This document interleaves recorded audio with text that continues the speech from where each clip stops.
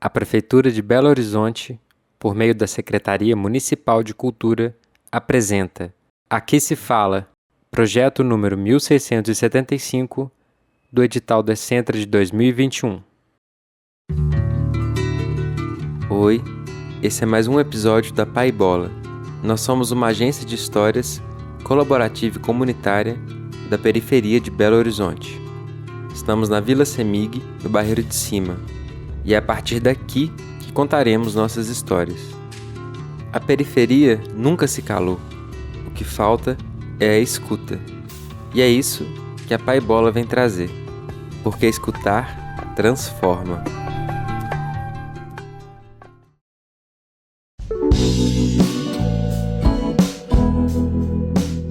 Eu acho que eu sempre tive muita dificuldade, sabe?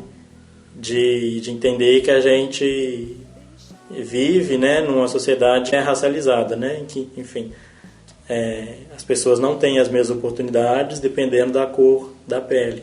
E esse conjunto de questionamentos que eu acho que já estava em mim, estava muito precoce ainda, sabe? E aí entrar na universidade, as pessoas de fato discutindo isso, sabe? E aí eu conseguindo me enxergar, sabe? Me encontrar nisso também, foi essencial, sabe?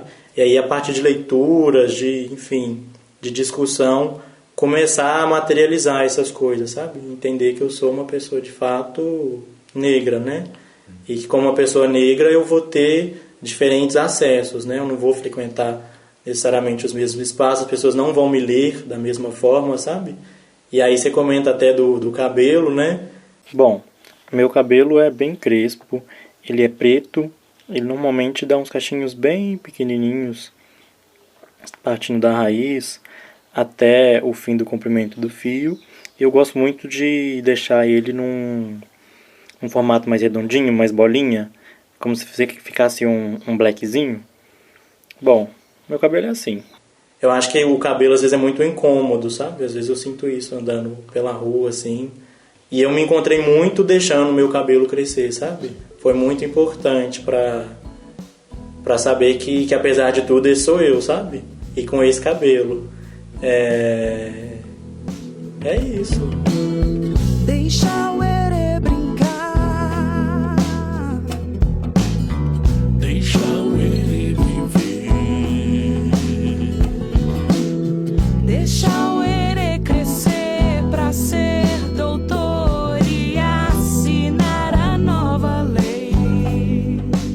Surgiu, assim, o direito, sabe? O pessoal falava que eu tinha um perfil, assim, que eu gostava muito de ler. E foi. E aí eu acabei caindo no direito, nessa armadilha. O FMG me abriu muitas portas, sabe? Eu acho que eu me descobri muito dentro da universidade, sabe? E aí eu também estava me descobrindo racialmente, assim, sabe? Enquanto uma pessoa preta, estava me descobrindo também enquanto um homem gay. E aí foi juntando tudo isso na minha cabeça e as coisas começaram a fazer sentido, sabe?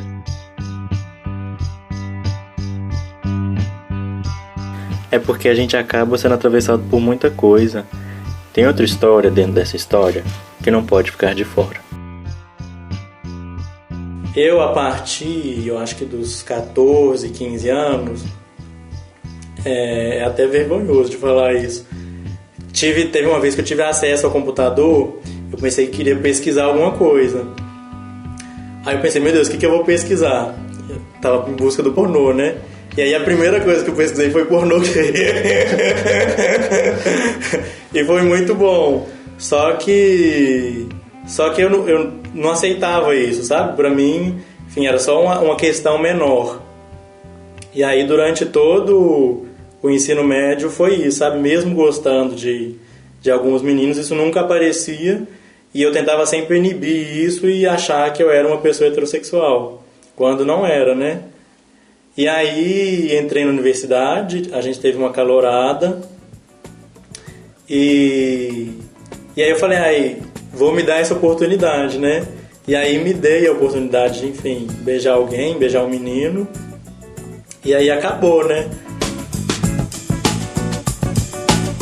Comecei a entender melhor isso, me sentir melhor com isso, sabe? E até parar de inibir alguns trejeitos, sabe? Algumas formas de falar e entender que eu simplesmente sou assim e que tá tudo bem, sabe? E hoje eu já tô num ponto que eu tô falando disso tudo bem, sem estar extremamente com vergonha, sabe? Ou extremamente sensível, ficar muito mexido com isso. Mas muito importante nisso também, foi durante a pandemia, é que eu tinha uma coisa de que eu não poderia, enfim, ser gay publicamente, alguém ver isso e contar para os meus pais, sabe? Eu tinha essa coisa de que quem tinha que contar era eu. E aí um dia eu tava no banheiro, tinha um batom que eu adorava usar, eu usava o batom, tomava banho, saía o batom, e aí eu usei o batom, saí do banheiro, minha mãe viu, e, sabe, ela cagou e andou. Aí eu contei pra ela, a Bruna, que é minha irmã, tava do lado, no outro quarto, também já contei pra ela, desci e contei pro meu pai, que eu achei que seria o mais difícil, assim. Minha mãe e a Bruna foram super tranquilas, meu pai foi um jeito mais preocupado, assim, sabe? Ele falou comigo que tinha medo da violência, que eu poderia sofrer, mas que estava tudo bem. E aí me libertando dessa coisa que eu mesmo coloquei pra mim mesmo, né? Que eu tinha que contar primeiro, foi também uma das chaves necessárias, sabe? Pra poder ser um viadinho na rua.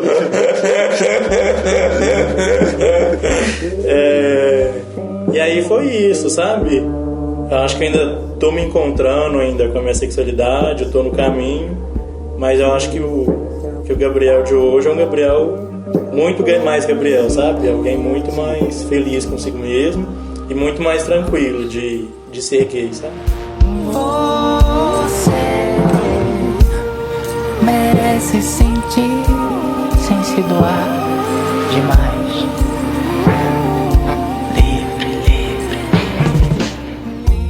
Eu estudei no colégio que chamava Arco-Íris, que era pertinho de casa.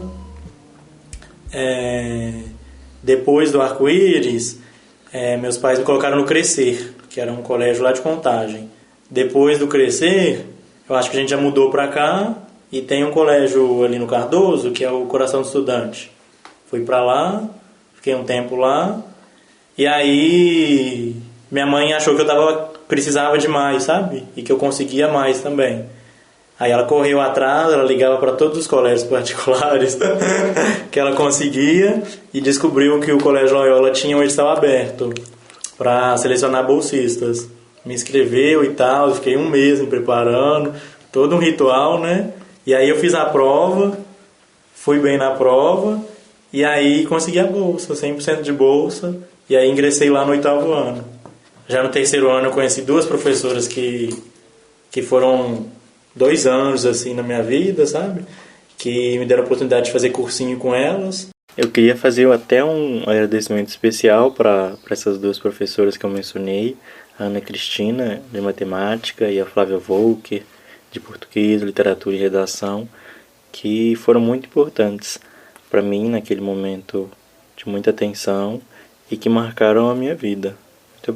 Muito obrigado mesmo. Fiz o Enem, fiquei muito receoso, né? A gente nunca sabe o que vai dar. E aí, eu até lembro, eu estava no carro, saiu o resultado, não foi tão bom, eu fiquei... E aí rolou, e aí eu entrei em Direito, no noturno, em 2018, no segundo semestre de 2018. Eu fui aprovado na segunda chamada. Depois que, enfim, saiu o resultado, eles vão começar a chamar. Na UFMG. Na UFMG. Depois de um tempo, eu estava sentindo que estava muito maçante, sabe, o curso. Foi quando eu conheci o Diverso UFMG, que é o programa de extensão que tem lá na universidade, que trabalha com gênero e sexualidade. Fiz um grupo de estudo com eles, acabei me apaixonando pela proposta, entrei no grupo, virei extensionista, né? E aí o direito começou a fazer mais sentido, sabe? Me deixa voar, me deixa voar. Me deixa voar, me deixa voar.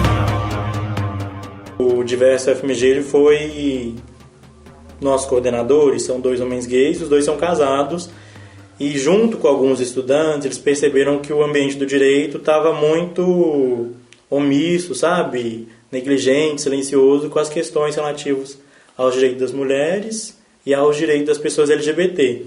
E aí eles fundaram um grupo de estudos, e aí deu super certo, e aí o grupo de estudos começou a se semestrar um após o outro, resolveram fundar o Diverso, e aí a gente tem esses 2 coordenadores. Como eles se chamam? A gente tem o Pedro Nicole e o Marcelo Maciel Ramos. E aí os 2 são professores da casa, ligados ao Departamento de Introdução ao Direito e Direito do Trabalho. E aí o grupo só foi crescendo, sabe? E conseguindo impactar mais a universidade, engajar mais estudantes. E hoje o Diverso UFMG, ele continua oferecendo grupo de estudos, mas ele também tem outras iniciativas. A gente tem o Longeviver LGBT, que visa realizar um diagnóstico, né, sobre o processo de envelhecimento de pessoas LGBT aqui em Belo Horizonte. A gente tem o Observatório de Violências contra a Pessoa LGBT. A gente também tem os cursos, a gente está montando um curso de Direito das Mulheres e outro de Direito das Pessoas LGBT. E vira e mexe aparecem outras coisas, a gente está promovendo evento, está participando em eventos, sabe? Mas a gente tá sempre aberto e tenta manter essa porta aberta, sabe? Porque eu acho que extensão universitária é isso também, sabe? É colocar a universidade a serviço das pessoas e mudando a vida das pessoas, sabe? Dentro do Diverso UFMG, o Longeviver LGBT é um dos projetos que eu mais me dedico. Mas antes de falar um pouquinho mais sobre o que é o Longeviver, sobre como ele foi concebido, sobre o que ele faz na cidade, eu queria indicar para quem está ouvindo pra gente um espaço que é muito importante para pessoas LGBT+, que é o Centro de Referência LGBT, que fica no centro de BH, no cruzamento da Avenida Afonso Pena com a Rua Curitiba, e é um espaço super indicado se você quer conhecer melhor as políticas públicas direcionadas para essa população na cidade, ou se você sofreu alguma violência ou foi expulso de casa por ser pessoa LGBT. Então, caso você esteja precisando, caso você esteja simplesmente curioso, acho que vale muito a pena conhecer esse espaço. São pessoas muito acolhedoras e carinhosas, você pode contar com elas. A gente aplicava uma pesquisa na parada LGBT. E aí, nessas sucessivas aplicações desse questionário na parada, a gente percebeu que o público que estava frequentando a parada era um público mais jovem, sabe? E aí ficou a dúvida, né? Onde estão as pessoas LGBT idosas?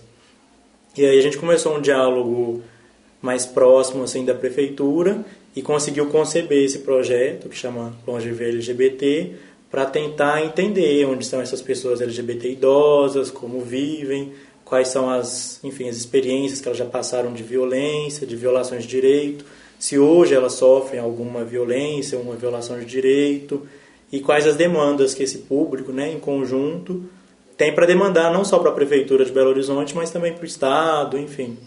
Um dado interessante é que a gente tem uma grande dificuldade de acessar pessoas trans. Então, já é uma coisa interessante, sabe? Onde será que essas pessoas estão de fato envelhecendo? Onde estão essas pessoas, sabe? Esse não dado, né? Não alcançar essas pessoas já demonstra muita coisa. Muitos idosos reclamam de falta de espaço de convivência, sabe? De pessoas LGBT, e às vezes esse relato dessa mesma pessoa que fala de uma falta de espaço de convivência também fala que já experienciou violência em espaço LGBT.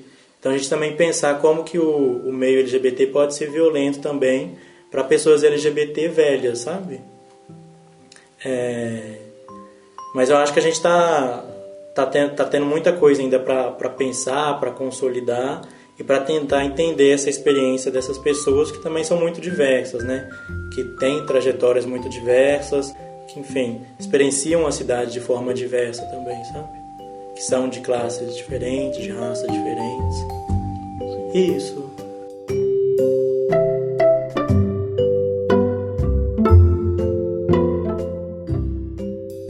Eu sou o Gabriel Radameses, eu tenho...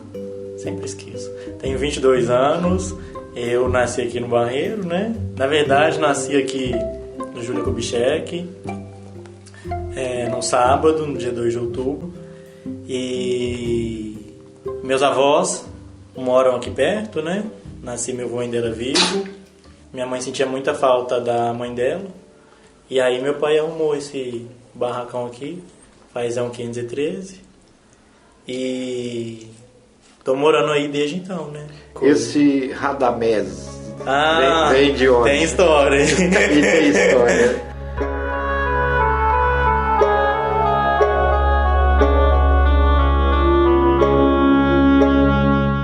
Meu avô, ele gosta muito de ler e tal, sabe?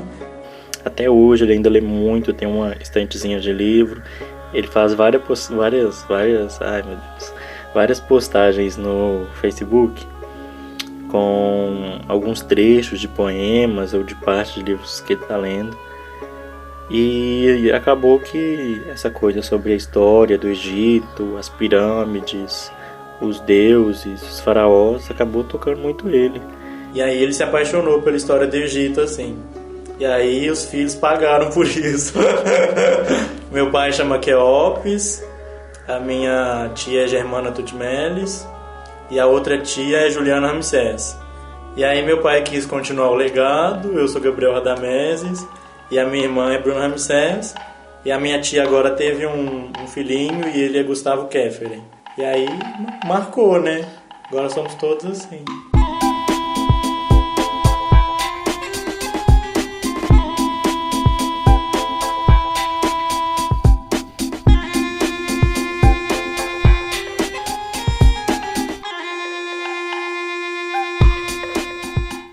E a sua relação aqui com a comunidade, como é que é isso? Vamos lá.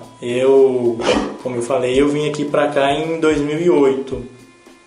Só que eu acho que tive uma dificuldade de me desenvolver um pouco, algumas amizades aqui no bairro. E tinha outra condicionante, e essa condicionante agravou mais, que quando eu fui pro Colégio Loyola, que é estar sempre saindo do bairro para frequentar um serviço em outro espaço, né? E aí no Loyola foi assim, e depois a universidade, que fica na João Pinheiro 100. Então tá sempre também em outros espaços, né? Acabou que eu desenvolvi muito pouco o meu contato com o bairro, com as pessoas daqui, com as manifestações culturais daqui. Então tá conhecendo o podcast, tá te conhecendo, tá sendo muito interessante, que eu acho que é uma forma de aprofundar minha relação com o bairro e também reavivar algumas possibilidades para mim, sabe?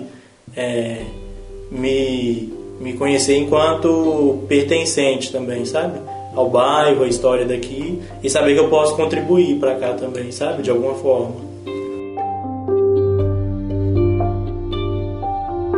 A Paibola já lançou alguns episódios e é muito doido como que o Flávio Marques consegue ser um mundinho à parte que se conecta com várias outras dimensões da cidade, do estado e vai até para fora. Tem muita coisa que ainda tá para sair e eu espero muito que o pessoal tenha se emocionado como eu ao ver a avó Carlota contando um pouquinho, né, da vida dela, ou em como a gente quer que o bar da Alessandra dê certo e se pá passar lá para tomar uma cerveja, ou como que a gente escutando o Cleiton, a gente fica com aquela curiosidade de ir até o Google buscar as lutas dele para conhecer um pouco mais de quem é ele, de ver as lutas dele mesmo, sabe? E eu acho que a Paibola é um pouco isso, de conectar as pessoas, de ser rede, de ser afeto e de tentar fazer um trabalho coletivo de elaboração e de projeção de quem nós somos, sabe? É muito, muito bonita essa coisa de poder contar histórias. Eu acho que a Paibola é isso.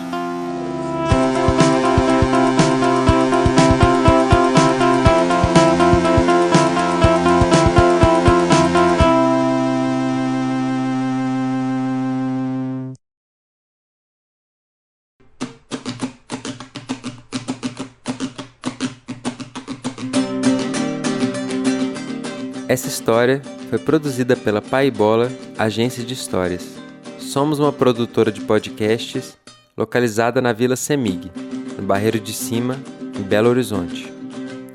Quer somar com a gente? Então chega mais, porque a Paibola é feita por quem quiser. Se você tá afim de aprender com a gente como gravar, editar, quer contar sua história, ou conhece histórias que você acredita que deveriam ser contadas aqui, fica ligado nas nossas redes sociais, deixa mensagens ou comentários que a gente vai conversando. Nós estamos no Instagram como Paibola Barreiro e no Facebook como Agência Paibola. Muito obrigado pela sua escuta. Ela é muito importante pra gente.